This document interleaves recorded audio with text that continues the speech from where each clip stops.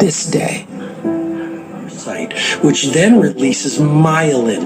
Myelin is a fatty tissue that starts to wrap around that single neurocircuit related to that main.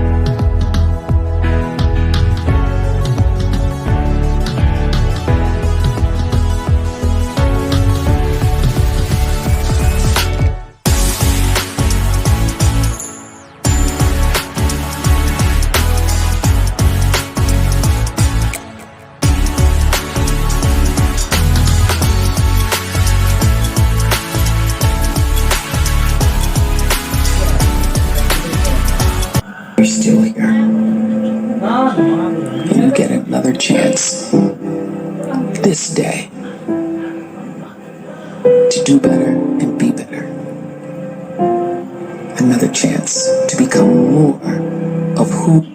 An oligodendrocyte, which then releases myelin. Myelin is a fatty tissue that starts to wrap around that single neurocircuit related to that main skill you've been practicing. And when myelin starts to wrap around